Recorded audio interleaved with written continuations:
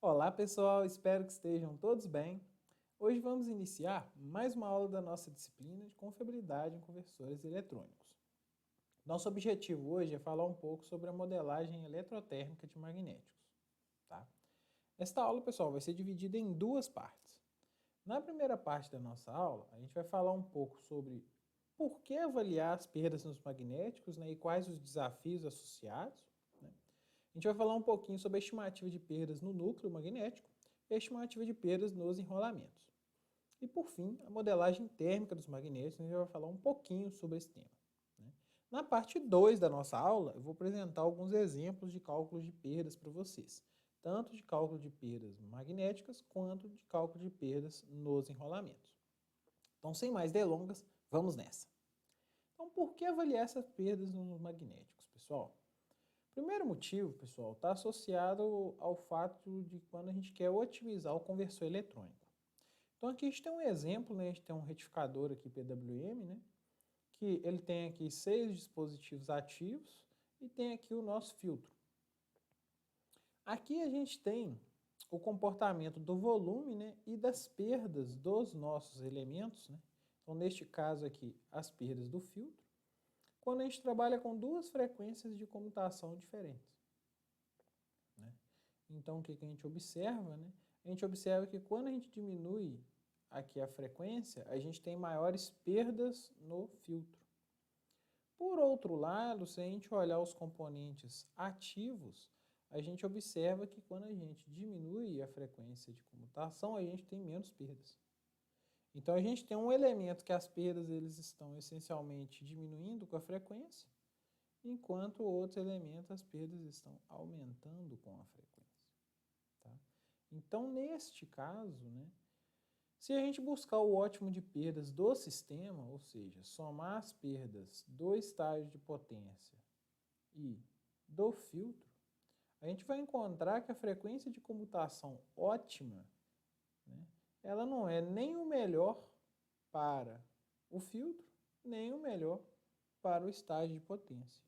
Então, na verdade, quando a gente quer otimizar um sistema, né, não significa necessariamente que cada subsistema, né, independente, ele vai estar otimizado, vai estar com perdas mínimas. Né? Então, basicamente, existe essa primeira questão. Né? Então, as perdas nos magnéticos, aí nos filtros, elas impactam, né, nas perdas do conversor. E para achar o ótimo de perdas, a gente tem que estimar muito bem essas perdas. Um segundo ponto, né, é quando a gente vai fazer a análise térmica, né, se a gente quiser fazer uma análise térmica detalhada dos componentes do inversor, a gente tem que perceber que muitas vezes as indutâncias, né, elas estão dentro do mesmo case, dentro do mesmo encapsulamento, dentro da mesma caixa.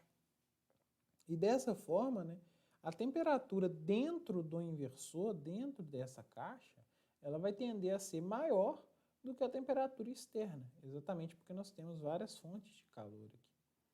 Chama a atenção que os indutores são elementos que aquecem bastante aqui dentro deste elemento e, consequentemente, eles são responsáveis por uma parcela do calor que está aqui dentro, que vai aquecer o ar dentro do seu inversor. Então, nesse caso, a gente pode ter, né, os capacitores aqui do barramento submetidos a temperaturas do ar maiores, exatamente pelo fato, né, de a gente ter indutores aqui próximos que estão dissipando energia. Então, se a gente tem interesse de modelar esse acoplamento térmico, a gente sim tem que conhecer as perdas nos magnéticos. E por esse motivo a gente está discutindo aqui essa aula sobre esse tópico. Contudo, pessoal, calcular as perdas magnéticas não é uma tarefa trivial. Na verdade, calcular perdas magnéticas é uma tarefa bem complexa, tá? Primeiro, porque as perdas magnéticas, né, os modelos essencialmente que são fornecidos ali pelos fabricantes de perdas e tudo mais, eles consideram geralmente operação senoidal. E aí, quando se está operando com fluxos ali, tensões correntes senoidais, a gente pode utilizar as equações de Steinmetz, que dão resultados até bem interessantes. Contudo, quando a gente trabalha em com correntes que não são senoidais, no caso em eletrônica de potência, a gente vai ter um desafio grande aí, né, para poder estimar, né, essas perdas, né. Então, essas perdas vão ter ali basicamente três contribuições, né? Vai ter a esterese magnética, as correntes parasitas e as perdas residuais, né? Por exemplo, ali por processos de relaxação dentro do material e tudo mais. Então, a gente vai ter um desafio grande para poder calcular essas perdas. As perdas ômicas também são um desafio grande, tá? Porque elas não são tão simples quanto resistência vezes corrente ao quadrado.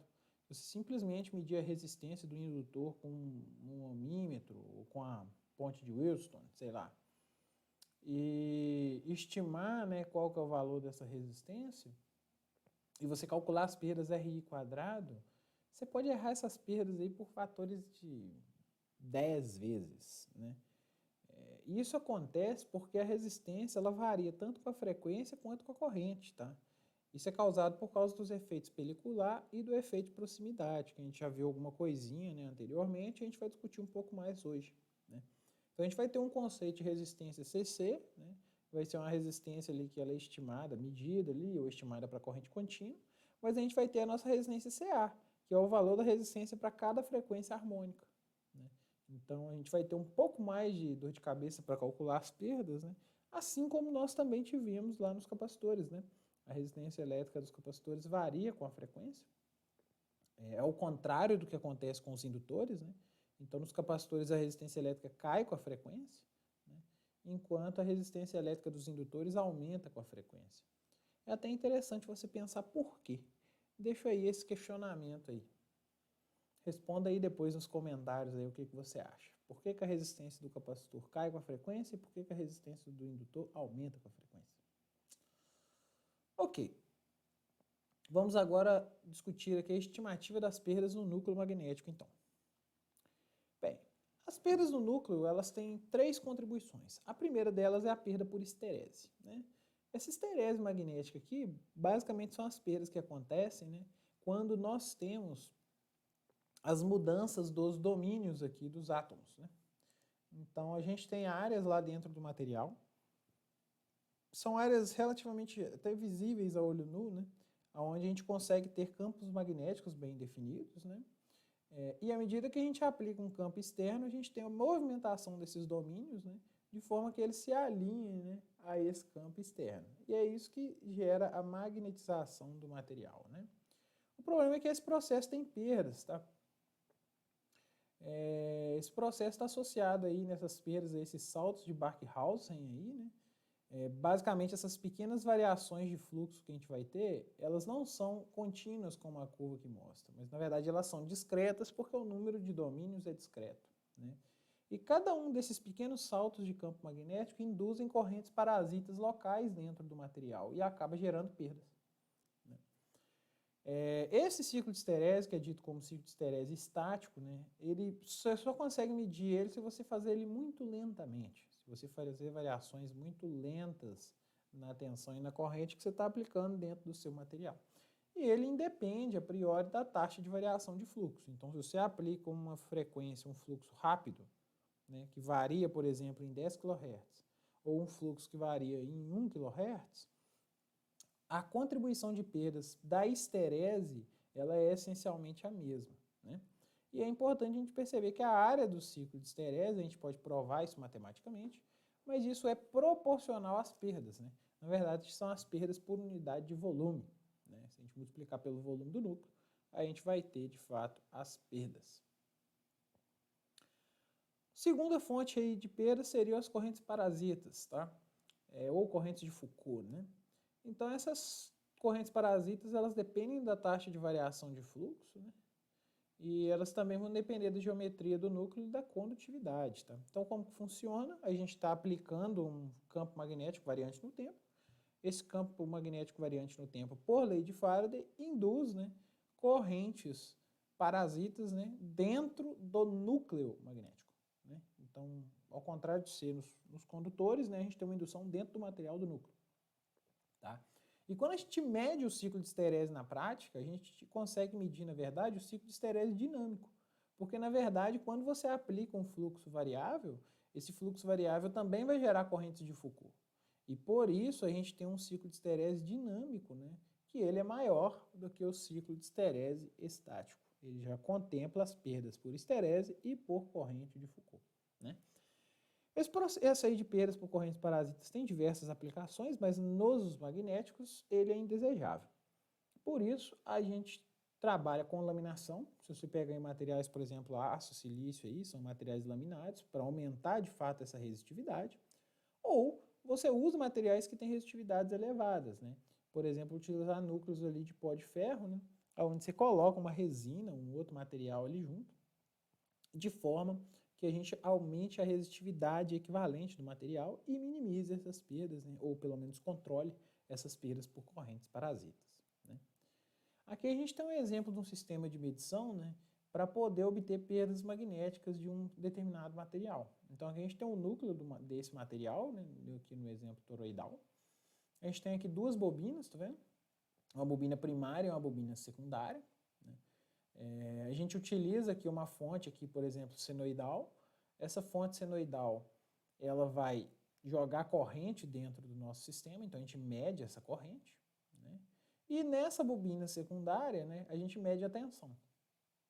A gente utiliza essa corrente aqui primária para poder estimar a intensidade de campo. Basicamente, você precisa saber o número de espiras e o comprimento do caminho magnético. E você usa a medição de tensão, né, dessa segunda bobina para poder estimar o fluxo. Basicamente, você tem que integrar e dividir pelo número de espiras e pela área de seção reta do núcleo. Né? É importante notar que a gente faz dessa forma, né, porque aí a gente consegue estimar o ciclo de esterese sem depender de fato da resistência interna da bobina primária. Né? Se a gente medisse, por exemplo, a tensão aqui na entrada, né, a gente teria que descontar a queda de tensão na resistência. E como eu disse, resistência elétrica não é trivial saber essa resistência, como ela varia ao longo da frequência. Né? Tem um esforço grande nisso. Então é preferível, né, a gente fazer esse tipo de montagem para poder determinar, né, a curva BH do material. E aqui a gente tem um exemplo, né, de uma curva BH experimental. Né?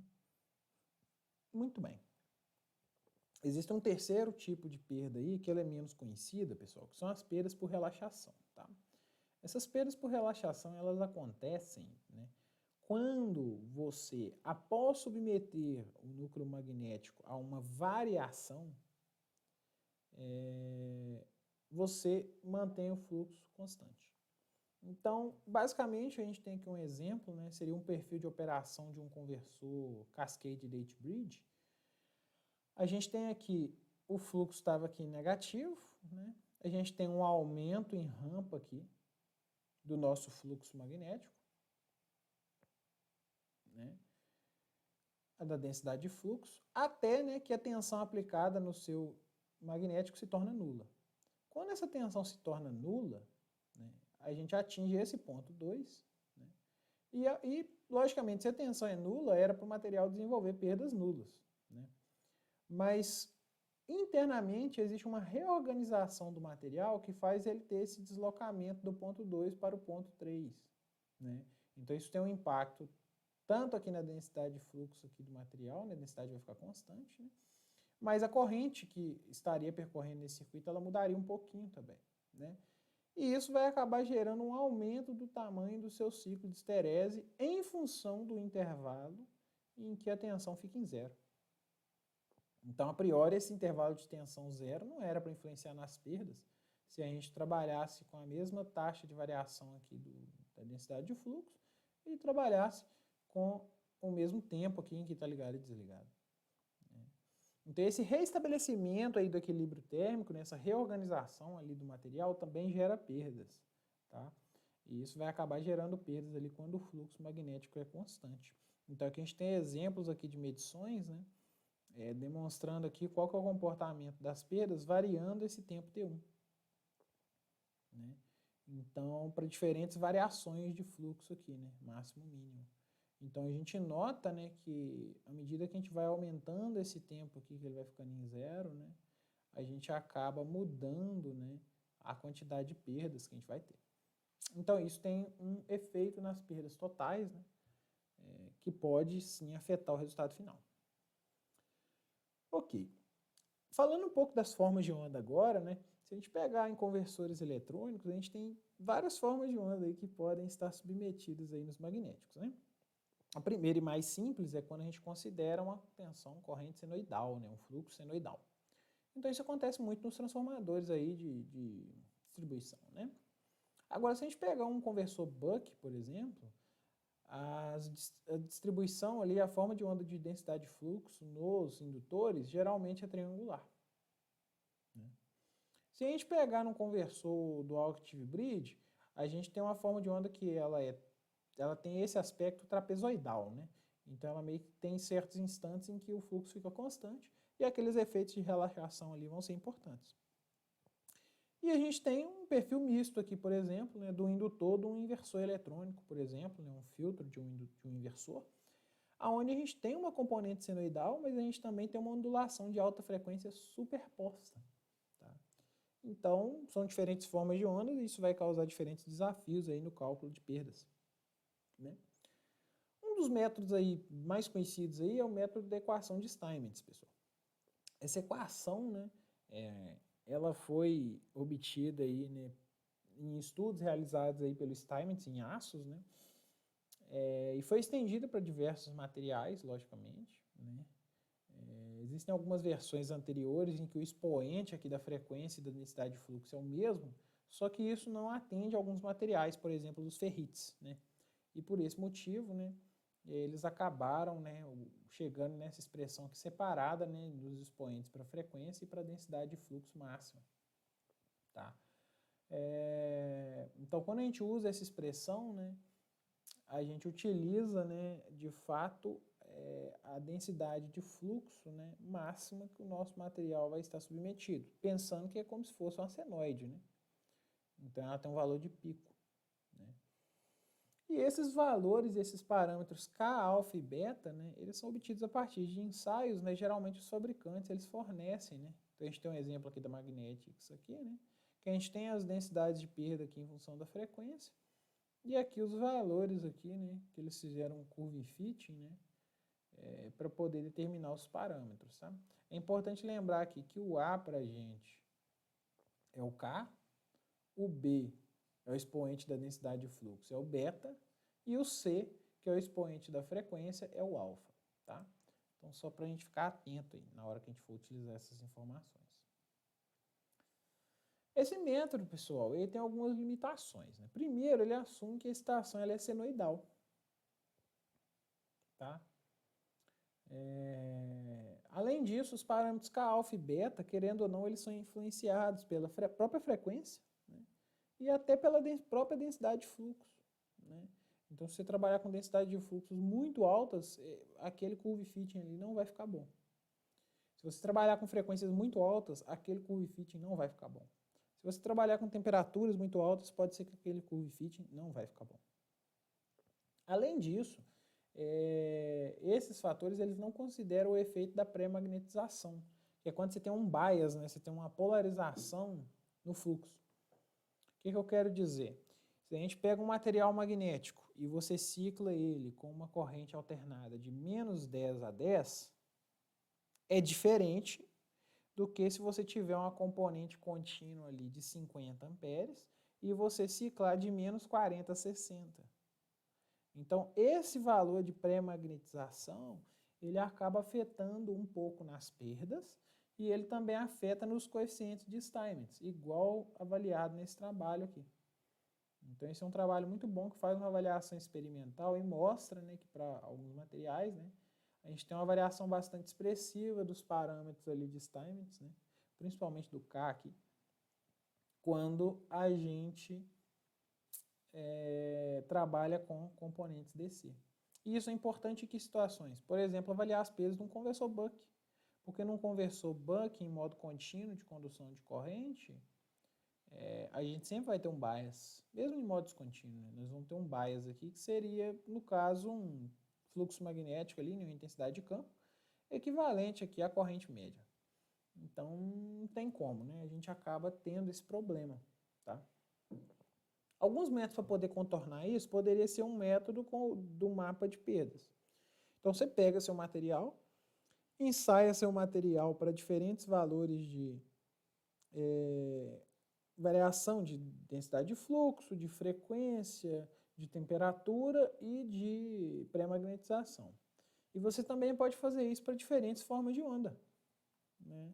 Você pode fazer isso para senoide e, por exemplo, uma forma de onda triangular. Aí depois, quando você tiver uma forma de onda desse tipo, na densidade de fluxo, você extrai a senoide que está aqui dentro e joga nessas tabelas e você extrai as ondas triangulares, cada uma com seu bias, né? Perceba que, por exemplo, essa onda triangular aqui de cima, do pico, ela tem um valor de pré-magnetização que esse cara aqui embaixo não tem. Então você utiliza isso para poder calcular as perdas. É uma ferramenta fantástica, né? Vai te dar resultados bastante precisos, né? Próximos dos experimentos. Contudo, né, você tem que fazer um grande número de ensaios no material. E muitas vezes você está interessado em avaliar as perdas antes de comprar um indutor. Então, por esse motivo, tem alguns métodos aí propostos na literatura que eles tentam modificar a equação de Steinmetz para tentar melhorar ela, pelo menos em termos da forma de onda. Então, tentar, né, avaliar essas perdas sob condições não senoidais. Então, tiveram várias propostas, né? Por exemplo, a MSE, né, que ela foi proposta inicialmente em 96 e também ali discutida em 99, né, algumas melhorias, né? A GSE, que foi proposta em 2001, né? Depois nós temos o IGSE, né, que seria o GSE melhorado, né, que foi proposto em 2002. Tem o NSE, né, que foi proposto em 2004, independentemente, mas essencialmente é o mesmo método, então o NSE e o IGSE são o mesmo, né? E em 2012 teve a proposta aí do I2GSE, né, que seria o melhorado, né? Ele foi melhorado 2 vezes. E assim por diante, tem vários outros métodos também, né? Aqui tem algumas comparações aqui de abordagens, tá? Então a gente tem aqui alguns dados experimentais, quando a gente considera aqui, por exemplo, uma forma de onda que tem um conteúdo aqui de fundamental e tem um conteúdo de terceiro harmônico, ou seja, distorcido, né? E aí o que a gente nota? A gente nota que o IGSE ele tem uma aproximação bem maior aqui, né, dos resultados experimentais do que o GSE e o MSE. Então ele é um método aí bastante interessante, esse IGSE, porque você só precisa dos parâmetros de Steinmetz para poder rodar ele, né? Então, tendo esses parâmetros aí de Steinmetz que a gente consegue extrair do datasheet, né, a gente já consegue ter uma estimativa de perdas para condições não senoidais. Logicamente, o IGSE a gente vai ver que ele tem uma limitação, que ele não considera o efeito de relaxação. Então, em aplicações onde o efeito de relaxação é importante, né, a gente nota que ele vai se distanciar um pouquinho dos resultados experimentais, né? E aí, no caso, esse método I2GSE, ele consegue se aproximar mais, né? Principalmente quando a relaxação ela é importante. Contudo, ele requer uma caracterização experimental. Então, tem essa desvantagem, tá? Por esse motivo, né, quando a gente for fazer nosso exemplo, a gente vai fazer um exemplo baseado no IGSE, né?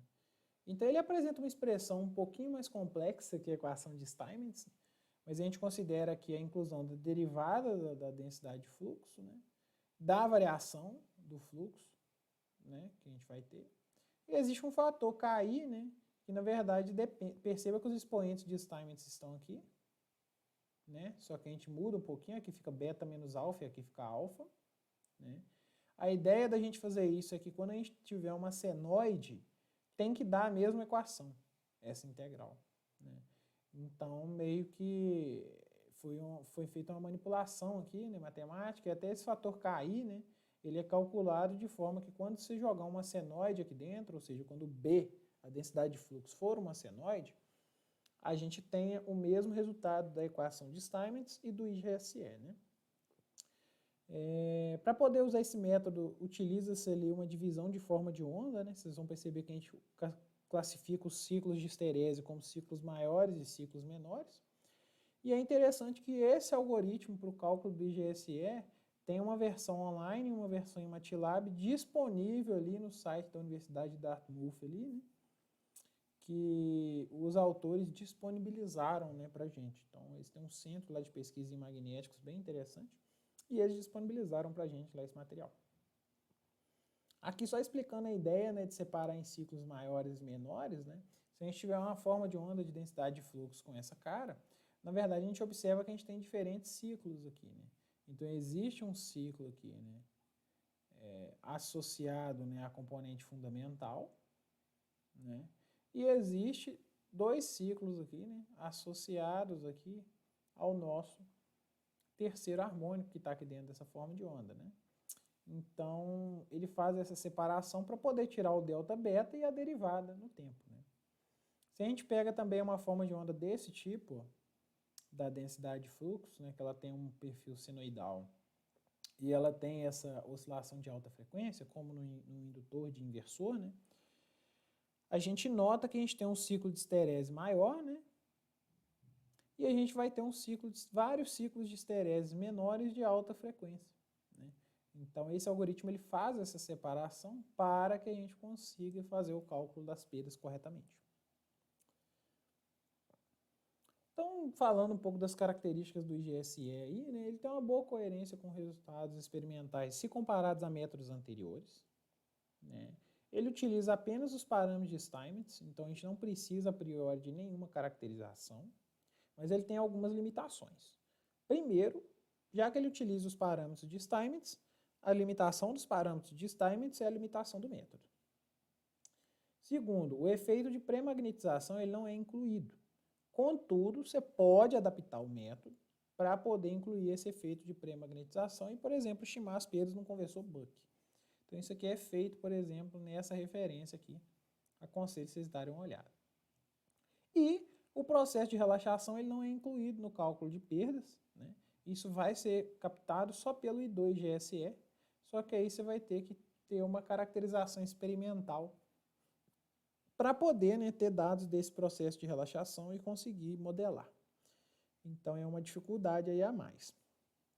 Falando aqui um pouco aqui da questão da pré-magnetização, nesse mesmo estudo, né, eles fazem uma tabela bastante interessante que mostra o tanto, né, que os tipos de materiais aqui sofrem, né, com essa polarização, essa pré-magnetização, né.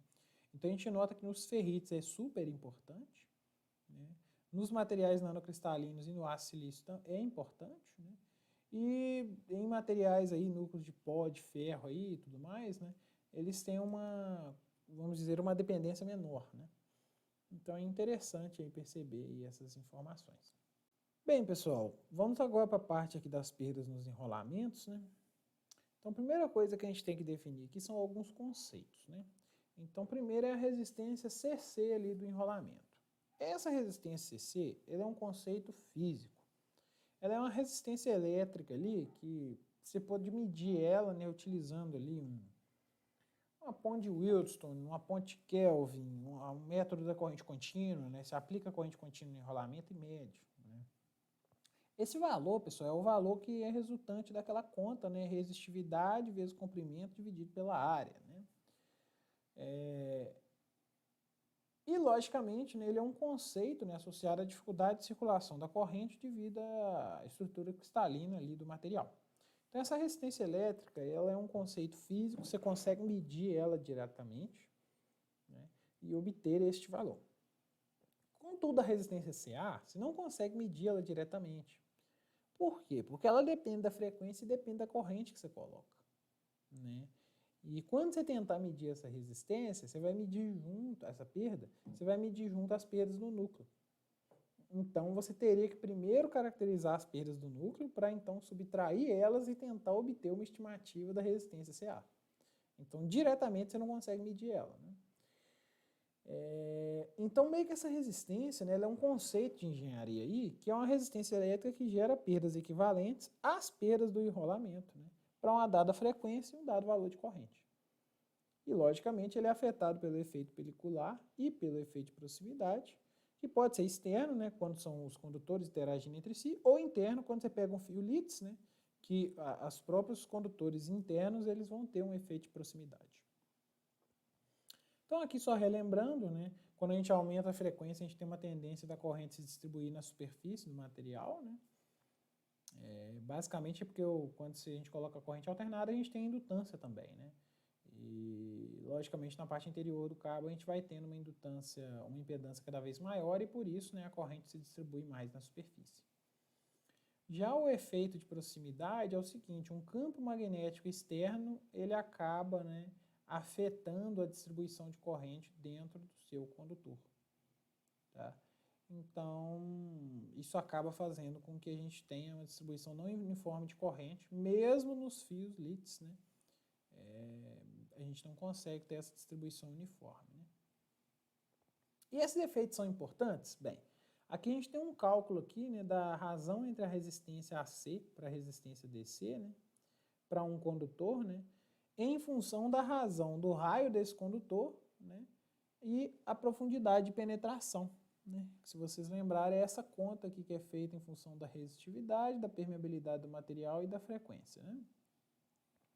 Então a gente observa que quando a gente tem, né, que o raio do condutor ele é maior do que a profundidade de penetração, a gente começa a ter um aumento expressivo, né, na resistência elétrica. Né? Você pode utilizar algumas estratégias para limitar isso, por exemplo, limitar o diâmetro do condutor à profundidade de penetração. Tá? Mas tome cuidado, para poder calcular a profundidade de penetração, você tem que definir a frequência. Então, por exemplo, se a gente pegar um inversor que comuta em 20 kHz, se você calcular, né, o efeito de penetração aí para 20 kHz, né, colocar o diâmetro, né, igual à profundidade de penetração, você vai ter uma resistência basicamente o valor de corrente contínua. Fantástico. Só que o inversor que comuta em 20 kHz, ele gera também 40 kHz, ele gera 60 kHz, ele gera 80 kHz. E aí você vai caminhando para valores de resistência cada vez maiores. Então esses componentes de alta frequência, eles vão acabar gerando mais perdas do que você imagina. Né? Então é importante a gente ter isso em mente. E o efeito de proximidade, ele é importante? Pessoal, eu diria que o efeito de proximidade, ele chega a ser tão importante quanto o pelicular, ou até mais importante, tá? Por quê? Porque quando a gente pega o efeito de proximidade, tá? Dependendo do jeito que você constrói o seu magnético, principalmente dependendo do número de camadas, você pode ter interações muito grandes entre os condutores ali. Então a gente acaba podendo ter, né, valores aqui de resistência e AC 100 vezes maior, né, do que para a resistência DC. Né? Então é uma questão interessante, né? Você pode ter perdas aí então 100 vezes maiores, né, para a mesma corrente. Então é uma questão bastante interessante, né? A gente nota que essa razão ela é bem menor quando a gente trabalha com um número de camadas menor, né? Por exemplo, uma camada só, o enrolamento, ou se ele tiver só meia camada no caso, ou seja, ele não completou a janela toda.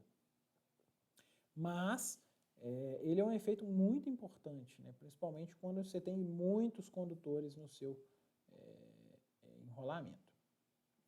Existem algumas abordagens para a gente poder fazer estimativa dessas perdas, tá, pessoal? Uma das formas seria a gente ter um fator aqui de correção, né? Que logicamente vai depender do efeito pelicular, do efeito de proximidade. E isso vai ser função da frequência que está sendo operando o dispositivo. E no caso da proximidade também da intensidade de campo, né, que a gente tem ali externa. Né? E isso é extremamente difícil de calcular, porque, primeiro, envolve um eletromagnetismo. Né? Eletromagnetismo a gente sabe que é complexo. Segundo, né, depende da geometria do enrolamento, da geometria do condutor. Né? Quando a gente tem, por exemplo, entreferro no nosso indutor, a gente tem uma perturbação na intensidade de campo, então isso acaba mudando um pouco a distribuição de corrente. Né? Então é extremamente complexo lidar com esse tipo de questão. Né? Existem algumas abordagens, né, que ao invés de separar, né, o efeito pelicular e o efeito de proximidade, eles já informam para a gente qual que é a resistência AC, né, para a corrente alternada, para, por exemplo, uma dada frequência. E, logicamente, você também pode tentar fazer isso considerando a temperatura, né, para melhorar a sua estimativa de perdas. Né. Existe um trabalho bem legal aqui de 2002, que é esse artigo aqui, que ele faz uma comparação de vários métodos, né, para calcular a resistência AC de indutores. Né. Só para dar um exemplo para vocês, eu coloquei aqui a equação de dos métodos, né? Então, esse método aqui, né, essa resistência AC, ela depende basicamente da resistência DC do condutor, desse fator aqui, gama, e desse fator eta, ok? Lembrando que esse fator gama aqui, ele é basicamente a razão do diâmetro do condutor, né, e a profundidade de penetração vezes raiz de 2. Né? Enquanto a resistência DC aqui, né, ela seria a resistência total do nosso enrolamento, que logicamente, né, depende da área, que seria esse πd ao quadrado sobre 4, resistividade, e o comprimento, que na verdade é o número de espiras vezes o comprimento médio por espira. Como os condutores aqui são circulares, tá? As equações lá para determinar o efeito pelicular e o efeito de proximidade acabam dependendo de funções de Bessel. Né? Então essas funções Ber e Bay, na verdade são funções de Bessel, né? São funções que são soluções dessa equação diferencial aqui, né? E na verdade ela tem uma forma genérica que pode ter ali uma parte real e imaginária, né? Então a gente acaba tendo essas funções que a gente consegue calcular, sei lá, no Excel, no MATLAB, o valor dessas funções. E em função disso a gente consegue tirar o valor da resistência CA do nosso indutor. Tendo essa resistência CA, a gente volta nessa expressão aqui e calcula as perdas. Tá? Então no nosso exemplo a gente vai apresentar aí para vocês a utilização aí dessa expressão. E como manter, pessoal, essas perdas no cobre aí sob controle? Tá? Tem algumas dicas, né? Primeiro, selecionar o diâmetro do condutor menor do que a profundidade de penetração. Isso aí já vai te ajudar a controlar um pouco o efeito pelicular. Né? Minimizar o número de camadas, tá? Então, se você puder usar um projeto que usa só uma camada, né, de enrolamentos, né? Ele é excelente do ponto de vista do efeito de proximidade, tá? É importante você também tentar, às vezes, explorar bitolas diferentes e números de condutores em paralelo diferentes, tá? Porque aumentar o número de condutor paralelo não necessariamente reduz as perdas, né? Então, meio que você tem o efeito pelicular e você tem o efeito de proximidade. E, logicamente, vai ter um número ali ótimo ali de condutores em paralelo, né, para você minimizar as duas contribuições. Né? E quando a gente trabalha, por exemplo, com um transformador, se a gente quiser minimizar esse efeito aí de proximidade, que é importante, principalmente transformadores de alta frequência, é interessante a gente fazer o interleaving, o interlaçamento dos enrolamentos. Então você faz uma camada de primário e uma camada de secundário, outra camada de primário e outra camada de secundário, e assim sucessivamente. Isso vai fazer com que você minimize o valor desse H externo, né, daquela intensidade de campo externa, e consequentemente você reduz ali as perdas, né, causadas pelo efeito de proximidade. Por fim, vamos falar aqui da modelagem térmica, né?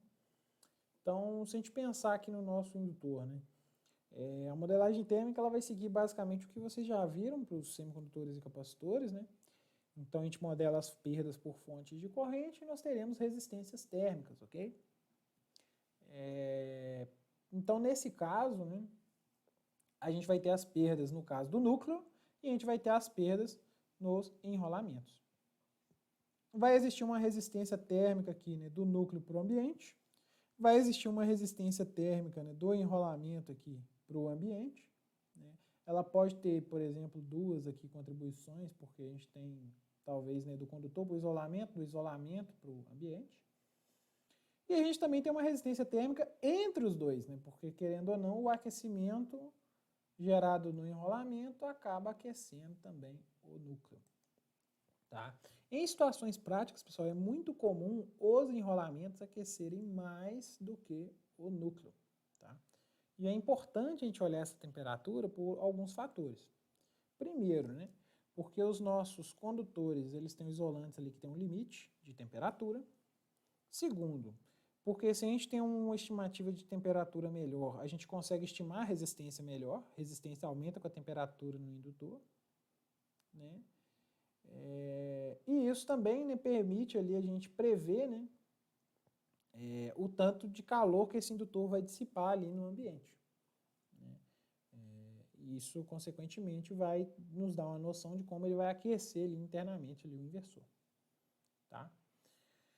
Logicamente, obter essas resistências térmicas não é uma tarefa trivial, tá? Muitos fabricantes não fornecem isso. Né? é muito comum a gente encontrar alguns modelos empíricos, né, de elevação de temperatura, né, que eles falam qual que é a elevação de temperatura que a gente espera ter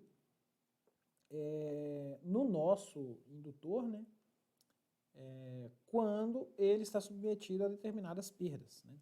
Então existe esse modelo empírico aqui que você encontra em alguns datasheets da Magnetics, da Micrometals e da Amidon, na qual a gente faz uma relação das perdas totais, cobre mais núcleo, dividido pela área de superfície, que seria a área total de superfície do nosso indutor. Essa área de superfície também considera a área do enrolamento. Tá? Então, é toda a área superficial do nosso magnético. Né? Elevado por esse expoente. Né? Algumas pessoas já reclamaram comigo que essa expressão aqui ela não dá resultados ali tão precisos. Tá? Existe uma segunda abordagem, né, que a gente encontra nesse livro aqui, e também no próximo que eu vou mostrar, na qual a expressão é um pouquinho diferente. Ela tem um fator aqui de 450, tá? E essas perdas aqui agora, elas não estão mais em miliwatts, mas elas estão em watt. Então, na verdade, se a gente entrar com 450 aqui dentro, né, ficaria um 450 elevado ali a 1 dividido por 0,826, né? Então daria um fator aqui de mais ou menos aqui 1,6 vezes, se não me engano. Então ele dá uma elevação de temperatura um pouco maior do que essa expressão aqui, né? E essa expressão, esse artigo aqui, por exemplo, ele utiliza ela para calcular a elevação de temperatura, né? Para dois valores de potência processada aqui no conversor, né? E a gente observa aqui que as elevações de temperaturas elas são até bem coerentes com os resultados experimentais, né? Então, aqui tem até as medições, né, de temperatura dos indutores, né, operando sob as condições. Né? Então, é uma expressão para calcular nessa temperatura em regime permanente. Também nesse livro aqui, que é um livro muito bom aí, se você gosta de projeto de indutores ou tem interesse nessa parte de projetos magnéticos, é uma leitura obrigatória para você. Aqui a gente tem, né, um gráfico, né, que relaciona, no caso, a elevação de temperatura, tá, e a potência dissipada por área de superfície. Né? No caso, isso aqui é para transformadores, mas o pessoal extrapola também para indutores. Né? Então, isso aqui seria a temperatura que a gente teria aí, elevação de temperatura no nosso dispositivo. Já vi pessoas usarem esse gráfico aí e ter resultados também muito bons, tá? Só para vocês saberem. Logicamente, se você está projetando seu sistema, tentando otimizá-lo, é importante a gente fazer alguma utilização de software, né? Então, aqui a gente tem um exemplo, né? Em que a gente tem um modelo aqui tridimensional de um transformador, né? E logicamente ele tem planos de simetria, então ele foi avaliado nesses dois planos de simetria que estão apresentados aqui. Né? Logicamente a gente vai ter várias resistências térmicas associadas a cada uma das partes do núcleo. Né? A gente tem os enrolamentos, né? A gente tem resistências térmicas entre os enrolamentos, né? Eles têm resistências térmicas para o ambiente, a gente também tem um acoplamento térmico com o núcleo. O núcleo tem uma geometria, então, na verdade, a gente tem os braços verticais, horizontais, centrais. Né? Cada um deles vai ter perdas e, consequentemente, nós temos um modelo térmico um pouco mais complexo. Né? Então, aqui a gente tem um exemplo aí de uma simulação em elementos finitos, né? Mostrando a distribuição de temperatura, né, naqueles planos que a gente, de simetria que a gente tinha analisado ali. Então, a gente observa aqui que as temperaturas maiores elas aparecem nos enrolamentos, né? E elas estão chegando aqui até em torno de 120 graus, né, que foi considerado adequado para esse projeto aí. Aqui a gente tem a validação experimental, né, desse sistema, né, mostrando aqui a temperatura aqui, dos aqui enrolamentos do transformador, né, e também aqui do núcleo, do ponto central, mostrando aqui a evolução da temperatura para poder, de fato, validar aí o projeto térmico. Né.